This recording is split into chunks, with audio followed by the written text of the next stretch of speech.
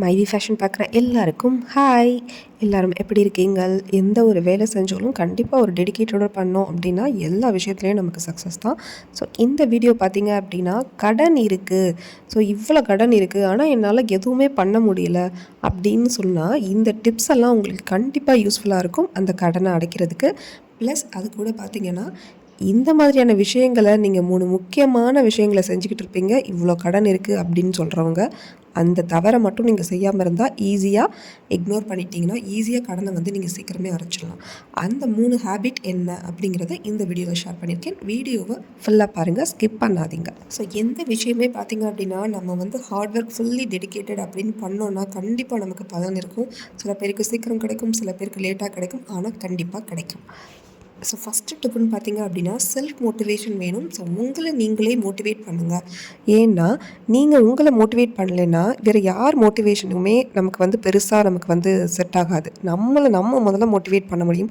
இவ்வளோ கடன் இருக்குது, நான் எந்த செலவுமே தேவையில்லாத செலவு பண்ணல, ஆனால் என்னால் எதுவுமே பண்ண முடியல அப்படின்னு யோசிச்சிட்டே இருக்காமல் உங்களை நீங்களே கண்டிப்பாக நம்ம வந்து இதை வந்து கடன் எல்லாத்தையுமே அடைச்சி கிளியர் பண்ண முடியும் அப்படிங்கிற மாதிரி செல்ஃப் மோட்டிவேஷன் பண்ணி முதல்ல ஒரு கோலை ஃபிக்ஸ் பண்ணுங்கள்.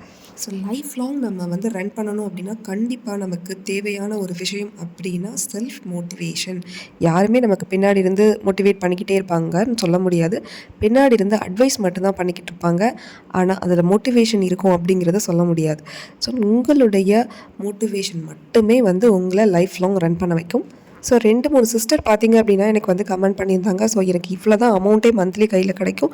ஸோ அந்த அமௌண்ட் கிடைக்கும் போது பார்த்திங்கன்னா நான் இதில் எப்படி நான் வந்து கோல்ட் சேவிங் பண்ணுறது, எப்படி நான் மணி சேவிங் பண்ணுறது அப்படிங்கிற மாதிரியான விஷயங்கள்லாம் சொல்லியிருந்தீங்க. ஸோ நெக்ஸ்ட் வீடியோவாக கண்டிப்பாக அவங்களுக்கு நான் அந்த விஷயத்தை அப்லோட் பண்ணுறேன். இன்னும் சில சிஸ்டர் பார்த்திங்கன்னா கடன் வந்து எனக்கு இவ்வளவு இருக்குது, ஸோ இவ்வளவு இருக்கும்போது நான் எப்படி வந்து அதுலேருந்து வெளியில் வர்றது அப்படிங்கிற மாதிரி கேட்டிருந்தீங்க. அவங்களுக்கான வீடியோவாக நான் அதை வந்து ஷேர் பண்ணிருக்கேன்.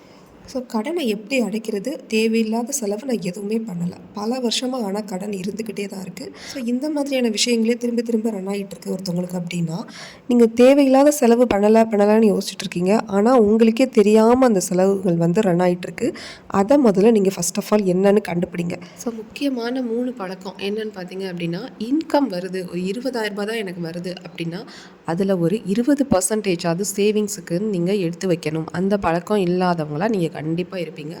முதல்ல வர இன்கமில் நீங்கள் சேவிங்ஸுக்குன்னு எடுத்து வச்சுட்டு அதுக்கப்புறம் தான் நீங்கள் அடுத்த விஷயங்களே நீங்கள் மூவ் பண்ணணும். அப்படி பண்ணால் தான் நீங்கள் நெக்ஸ்ட் மந்த்தாக பேலன்ஸ் பண்ணுறதுக்கு இந்த மந்த்தே உங்கள் கையில் ஏதாவது ஒரு அமௌண்ட்டை நீங்கள் வந்து கிரெடிட் பண்ணி வச்சுக்க முடியும். ஸோ இப்போ நான் ஏன் இதை சொல்கிறேன் அப்படின்னா, கடனை எப்படி அடைக்கலாம்னு நினச்சிட்டு இருக்கும்போது சேவிங்ஸ் பண்ண சொல்கிறேன் அப்படின்ற மாதிரி நீங்கள் நினச்சிருப்பீங்க. ஸோ பின்னாடி ஒரு நாள் நீங்கள் வந்து கடனை கட்டிக்கிட்டே இருக்கீங்க பல வருஷம் அப்படின்னு பார்த்தீங்கன்னு வச்சுக்கோங்களேன், கடனே கட்டிக்கிட்டு இருக்கீங்க அப்படின்னா உங்களுக்கு சேவிங்ஸ் அப்படின்னு என்ன பண்ணீங்க அப்படிங்கிறதே ஒன்றுமே இருக்காது. ஸோ அதனால தான் சொல்கிறேன், எவ்வளோ இன்கம் வந்தாலும் அதில் ஒரு 20% சேவிங்ஸுங்கிறதுக்கு கண்டிப்பாக எடுத்து வைங்க, எவ்வளோ கடன் இருந்தாலும் சரி. ஸோ இப்போ கடன் அதிகமாகிடுச்சு அப்படிங்கிற பட்சத்தில் நீங்கள் நெக்ஸ்ட்டு பண்ண வேண்டிய விஷயம் என்னென்னு பார்த்தீங்கன்னா, ஹஸ்பண்ட் மட்டும் வேலை பார்த்துட்டு இருக்காருன்னா கண்டிப்பாக ஒய்ஃபும் வந்து கண்டிப்பாக ஒர்க் பண்ணணும். அதுவும் ஹஸ்பண்டும் ஒய்ஃபும் சேர்ந்து ஹார்ட் ஒர்க் பண்ணால் மட்டுமே தான் கடன் தனியாகவும் சேவிங்ஸ் தனியாகவும் பண்ணுறதுக்கு ரொம்ப வசதியாக இருக்கும். ஸோ குழந்தைங்க சின்ன வயசு வச்சுருக்கீங்க அப்படின்னா கொஞ்ச நாள் அட்ஜஸ்ட் பண்ணி இருந்துட்டு அவங்க ஸ்கூல் டைம் இந்த மாதிரியெல்லாம் போனதுக்கப்புறம் கண்டிப்பாக வேலை பார்த்தீங்க அப்படின்னா உங்களால் ஈஸியாக கடனையும் கட்ட முடியும், சேவிங்ஸும் சைட் பை சைட் பண்ண முடியும். ஸோ இந்த காலத்தில் 2 பேரும் ரன் பண்ணால் மட்டும்தான், ஒர்க் பண்ணால் மட்டும்தான் இந்த மாதிரி ஃபேமிலி பேர்டனை முதல்ல குறைக்க முடியும். ஏன்னா இருக்க ஃபேமிலி க்ரோத் ஆக ஒரு பக்கமே சுமையை கொடுத்தவங்களும் அவங்களும் ரொம்ப ஸ்ட்ரெஸ் ஆவாங்க. ஸோ 2 பேரும் கண்டிப்பாக ஒர்க் பண்ணணும். ஸோ வெளியில் போயிட்டு என்னால் வேலை பார்க்க முடியாது அப்படிங்கிற சுச்சுவேஷன் இருக்குது, நான் அந்தளவுக்கு படிக்கலை அப்படின்னா கண்டிப்பாக டியூஷன் எடுக்க முடியும்.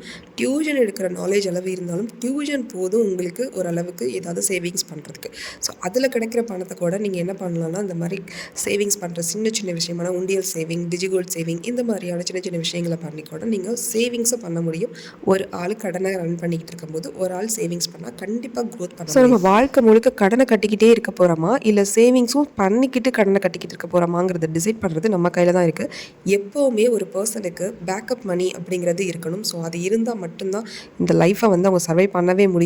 இல்லைன்னா யார்கிட்டையாவது போய் கேட்டுக்கிட்டு கடன் கேட்டுக்கிட்டு வட்டி கேட்டுக்கிட்டு இந்த மாதிரியான விஷயங்களையும் தொடர்ந்து செய்கிற மாதிரி இருக்கும். ஸோ அதுக்காக நான் சொல்கிற விஷயம், முக்கியமான விஷயம், பேக்கப் மணி எப்போவுமே வச்சுருக்கணும். இது மஸ்ட்டு. ஸோ பேக்கப் மணி வந்து எவ்வளோ மஸ்ட்டோ அதே நேரத்தில் சைட் பை சைட் இன்கம்மை இன்க்ரீஸ் பண்ணுறதும் மஸ்ட்டு. அதுக்கு தான் இந்த டியூஷன் இந்த மாதிரியான விஷயங்களெல்லாம் நான் சொல்கிறேன். ஸோ பார்ட் டைம் ஜாப்ஸ் இந்த மாதிரியான சின்ன ஜாப்ஸ் வீட்டிலேருந்தே என்ன பண்ண முடியும். ஸோ ஒரு படிக்கவே இல்லை அப்படின்னா கூட அவங்களால வந்து ஒரு கூடையெல்லாம் பண்ணி கொடுப்பாங்க, ப்ளவுஸ் ஸ்டிச் பண்ணி கொடுப்பாங்க, டெய்லரிங் ஒர்க்ஸ் இந்த மாதிரியான விஷயங்கள் எல்லாம் செஞ்சீங்க அப்படின்னா கண்டிப்பாக க்ரோத் ஆக முடியும். ஸோ தேவையில்லாத பொருட்களை வாங்குறது ரொம்ப பேர் பண்ணுற விஷயம், பல பேர் பண்ணுற விஷயம், நானுமே பண்ணியிருக்க விஷயம். தேவையில்லாத பொருட்களை இப்போதைக்கு தேவையில்லை, ஸோ அது ஒரு மூலையில் தான் இருக்க போகுது அப்படின்னா அதை வாங்குறது. இந்த விஷயங்கள் தயவு செஞ்சு பண்ணாதீங்க. ஸோ நானுமே இந்த விஷயம் பண்ணியிருக்கேன். ஸோ நானும் என் ஃப்ரெண்டுமே பார்த்தீங்க அப்படின்னா அவள் வந்து 1 கிராம் கோல்டு வாங்கும்போது நான் வந்து என்ன பண்ணிட்டு இருந்தேன்னா சோஃபா வாங்குறது, பீரோ வாங்குறது, இந்த மாதிரியான வீட்டுக்கு நெசசரி அப்படிங்கிற மாதிரியான விஷயங்கள் செஞ்சுட்டு இருந்தேன். அது மிகப்பெரிய தப்பு அப்படிங்கிறது இப்போ வந்து நான் உணர்றேன். ஸோ இப்போ அவகிட்ட இருக்க மணி, பேக்கப் மணி என்னன்னு பார்த்தீங்கன்னா கோல்டாகவே இருக்குது. இப்போ எனக்கிட்ட இருக்க பேக்கப் மணி என்ன இருக்குது அப்படின்னா 0 அந்த இடத்துல. ஸோ கடனை எவ்வளோ சீக்கிரம் அடைக்கிறது முக்கியமோ, நீங்கள் அதே இடத்துல தேவையில்லாத பொருட்களை குறைக்கிறது முக்கியம். ஸோ கடனையும் அடைக்கணும், தேவையில்லாத பொருட்களையும் குறைக்கணும். ஸோ இந்த எல்லா விஷயத்தையும் தாண்டி கண்டிப்பாக அந்த பொருள் வாங்கியே ஆகணும் அப்படிங்கிற மைண்ட் செட், அப்படிங்கிற ஒரு தேவை நெசசரி இருக்குது அப்படின்னா முடிஞ்ச அளவுக்கு இஎம்ஐ இல்லாமல் அந்த பொருளை வாங்குறதுக்கு பாருங்கள். ஒரு 2 வருஷமே ஆகட்டுமே, 1 இயரே ஆகட்டுமே, சேவிங்ஸ் பண்ணுங்கள். மெதுவாக சேவிங்ஸ் பண்ணி அதுக்கப்புறமா அந்த பொருளை வாங்க. சேவிங்ஸ் பண்ணி ஒரு பொருளை வாங்கும்போது இருக்க ஹாப்பினஸ் வேறு எதுலேயுமே கிடைக்காது. ஸோ இப்போ உண்டியல் சேவிங்ஸ் பண்ணுறவங்களுக்குலாம் தெரியும், அந்த உண்டியலை உடைக்கும் போது இத்தனை நாள் நம்ம சேவிங்ஸ் பண்ண அந்த அந்த உண்டியலை உடைச்சதுக்கப்புறம் அந்த மணியை பார்க்கும்போது அந்த ஒரு ஹாப்பினஸ் பல்காக நம்ம போயிட்டு கடன் வாங்கிட்டு ஒரு கட்டை நோட்டு வச்சுருக்கும் போது கூட அந்த ஹாப்பினஸ் இருக்காது. அந்த உண்டியலை உடைக்கும் போது நம்ம சேவ் பண்ண மணிலேருந்து நம்ம வந்து வாங்கி சேவ் பண்ணி அந்த பொருளை வாங்குறது ரொம்ப ரொம்ப நல்லது. முடிஞ்ச அளவுக்கு இஎம்ஐயை தவிருங்க. ஸோ இது கூட கடனை க்ரியேட் பண்ணுறதுக்கு ரொம்ப முக்கியமான காரணமாக இருக்கும். சில பேர் பார்த்திங்கன்னா ரொம்ப ஷோ அப் பண்ணுவாங்க. ஸோ டோன்ட் ஷோ அப், அதை தான் நான் திரும்பவும் சொல்கிறேன்.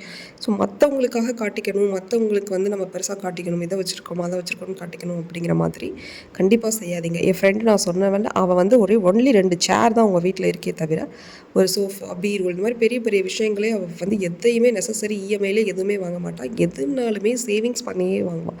ஸோ நான் என்னையும் அவளையும் பேஸ் பண்ணி தான் சில விஷயங்கள் நான் வந்து கற்றுக்கிட்டேன். ஸோ அதை தான் உங்களுக்கு நான் வந்து ஷேர் பண்ணியிருக்கேன். ஸோ இப்போ இந்த சேரு, பீரோ, கட்டில் இந்த மாதிரி சின்ன விஷயங்களை மட்டும் யோசிக்காதீங்க. நம்ம மெயினாக பண்ணுற ஒரு விஷயம் அன்வான்ட் ஃபோன் வாங்குறது. இது நம்ம கட்டாயம் பண்ணுவோம். ஃபோன் வந்து 2 வருஷம் யூஸ் பண்ண வேண்டியது, அந்த ஃபோனை எக்ஸ்சேஞ்ச் பண்ண வேண்டியது, அதை திருப்பி இஎம்ஐ போட்டு புது ஃபோன் வாங்க வேண்டியது. அதே மாதிரி பைக்கு 2 வருஷம் யூஸ் பண்ணுறோம், அதுக்கப்புறம் வந்து எக்ஸ்சேஞ்ச் பண்ணுறோங்கிற பேரில் திருப்பி அதை போட்டுட்டு இஎம்ஐ வாங்குறது, திரும்ப திரும்ப கடனை ஏற்றுறது. சில பேர் இந்த குழு கடன்லாம் வச்சுருப்பாங்க. அதில் பார்த்தீங்கன்னா அந்த குழு கடன் முடிகிறக்குள்ளேயுமே அதுக்கு அடிஷ்னல் ஒரு குழுன்னு சொல்லி தருவாங்க. அதை போய் வாங்கிட்டு இந்த கடனை வந்து நம்ம ஸ்டாப் பண்ணி, அப்போ யார் வந்து கடன் ஆகிறோம் அந்த இடத்துலங்கிறத கண்டிப்பாக யோசிங்க. இந்த மாதிரிலாம் யோசித்து சின்ன சின்ன விஷயங்களை தவிர்த்துக்கிட்டே வந்தீங்கன்னா கண்டிப்பாக ஈஸியாக கடனை அடைக்க முடியும். அதாவது உங்களுக்கு நான் எந்த செலவுமே பண்ணலேன்னு யோசிக்கிறவங்களுக்கும் கடன் இப்படியெல்லாம் ஆகிக்கிட்டு இருக்கு. ஸோ பிராண்டட் பண்ணாதீங்க. இது பிராண்டடில் தான் வாங்குவேன், இப்படி தான் இருப்பேன், இப்படி தான் லைஃப் ஸ்டைல் வச்சுருப்பேன். ஸோ நீங்கள் எல்லாமே ஒரு சேவிங்ஸ் பண்ணி ஒரு ஸ்டாண்டர்டைஸ் ஆனதுக்கு அப்புறமா நீங்கள் என்ன வேணாலும் வாங்கிக்கோங்க. அடுத்தது பார்த்தீங்கன்னா கிரெடிட் கார்டு வாங்கவே வாங்காதீங்க லோனில். இது மிகப்பெரிய ப்ராப்ளம். நான் ஒரு டிப்னு என்ன சொல்லுவேன்னு பார்த்தீங்கன்னா, கிரெடிட் கார்டு வாங்குறீங்க, அந்த காசை எடுத்து செலவு பண்ண போகிறீங்கன்னா கண்டிப்பாக கோல்டை வாங்கிட்டு அதுக்கப்புறம் அந்த கிரெடிட் கார்டுக்குள்ளே பணத்தை கட்டுங்க. வேறு எந்த இன்வெஸ்ட்மெண்ட்லையுமே முடிஞ்ச அளவு பண்ணாதீங்க. இதுதான் எனக்கு தெரிஞ்ச டிப்ஸ். ஏன்னா கிரெடிட் கார்டில் நீங்கள் வாங்குகிற ஒரு ப்ராடக்ட் வந்து உங்களுக்கு கோல்டாக இருக்குது அப்படிங்கிற பட்சத்தில் அதுக்கு ரீவேல்யூ நிறையா. ஸோ இப்போ எக்ஸாம்பிளுக்கு பார்த்தீங்கன்னா ஒரு கார் வாங்குறீங்க, அது ஷோரூமை விட்டு வெளியில் வந்தோன்னா அதோட ரீவேல்யூ என்ன, ரீசேல் பண்ணும்போது அப்படிங்கிறத யோசிச்சுக்குங்க. ஷோரூமை விட்டு வெளியில் வந்தாலே அது செகண்ட்ஸ்ன்னு மாறிடும்.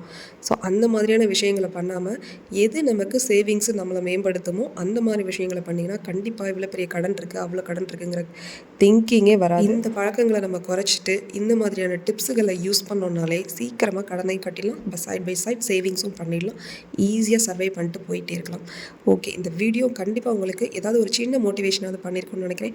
மோட்டிவேட் பண்ணியிருந்தால் கண்டிப்பாக சப்ஸ்கிரைப் பண்ணிக்கோங்க. உங்களுடைய வேல்யூபிளான ஃபீட்பேக்கை கமெண்ட்டில் சொல்லுங்கள்.